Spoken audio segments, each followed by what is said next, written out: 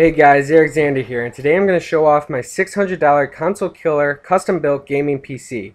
Generally, when people think of gaming PCs, they think that they need to spend at least twice as much as consoles to get a similar experience. While that may have been true in the past, technology has gotten to the point where we can get even better performance without having to break the bank. Add in the fact that there is a wider variety of PC games at much cheaper prices than what is possible on the PS4 and Xbox One, there's little denying that building a PC is cheaper over the time, even if you only buy a few games for it. That's not even mentioning all the mods, sales, software, internet options, and video editing capabilities that consoles simply can't live up to. My PC build is only about $100 more expensive than the Xbox One, but delivers a better performance than both the Xbox One and the PS4.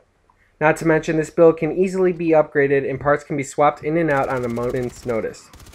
You can theoretically spend 2, 3, or 4 times more than I did to build my PC, but eventually the marginal rate of return on your investment will diminish, and you'll essentially end up paying more for less performance.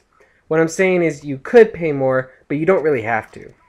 I believe that the $600 to $700 range is a sweet spot right now to play any next-gen game that the PS4 and Xbox One can handle with much better performance. This PC will be able to handle Crysis 3, Battlefield 4, Bioshock Infinite, Titanfall, Far Cry 3, and basically anything else that you can throw at it with ultra high settings without breaking a sweat. One thing I should note before I go on with this system build, I did not include the price of an operating system, mouse, keyboard, or monitor. That's because most people already have these items around their house, or they can be bought very cheaply. If you don't already have an operating system and you're not one to pirate software, I recommend Windows 8.1 OEM, which can be bought for $90 right now. I recommended Windows 8 over 7 because as of right now, Windows 8 is actually a bit cheaper, and DirectX 11.2 is exclusive for it, which helps performance in games like Battlefield 4, and it will be updated longer in the future than Windows 7 will be.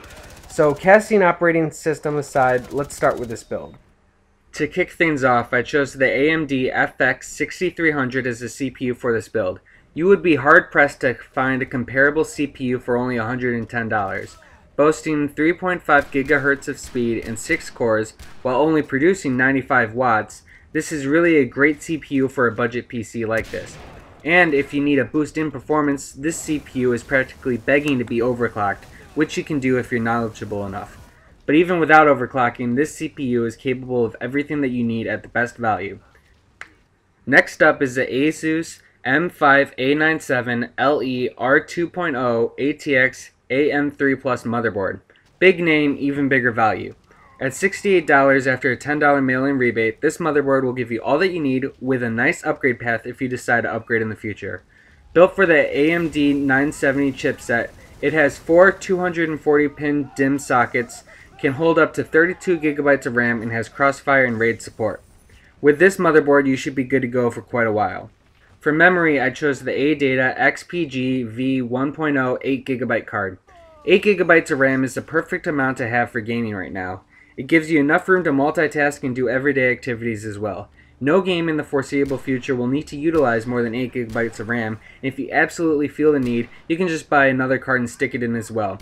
At $70, the price per performance ratio cannot be beat.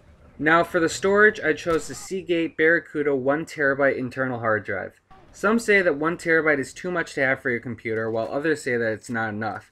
I used to believe that it was too much, but at $54, it's actually comparable in price, if not cheaper, than many 500GB models. I know that HDDs are not considered as fast as SSDs, but they're also much cheaper. In this case, by over $400. So yes, this card has plenty of room for you to store all your games, music, movies, pictures, and whatever else you need. And if not, just buy another one in addition. This is the best value hard drive out there right now. Next up is the MSI Radeon R9 270X 2GB Twin Frozr video card. The video card is the most important part of a gaming PC, so I put a lot of research into this, and at the $200 price point, I stand by my decision. In conjunction with the FX 1600 CPU, this card is able to run every game that I tried, including Crysis 3, on high to ultra high settings without breaking a sweat. If you wanted to splurge and go over budget, you could alternatively get the Asus GTX 760 for $240. That card will give you a better performance on paper, but not enough to be very noticeable, or in my opinion practical to spend the extra cash. I'll put a link in the description to a video comparing the two cards side by side while playing Crysis 3. Next up is the case. I chose the Corsair 200R Black for this build. It's a nice looking case that is big enough to fit everything that you need. It's made with black steel and has awesome ventilation, so you don't need to buy extra fans. It has great quality and it has quite a lot of room for expansion. For only $45, this is a steal. Lastly is the EVGA 500 watt 80 plus bronze certified ATX power supply. The power supply is the figurative heart of the system, and if it fails, the system will see some serious problems. This power supply has great reviews and is easy to install and use, and I haven't had any problems with it so far. The estimated wattage of this PC is 374 watts, so this 500 watt power supply is more than we need, but at a better price than a cheaper model. At only $35, this power supply cannot be beat.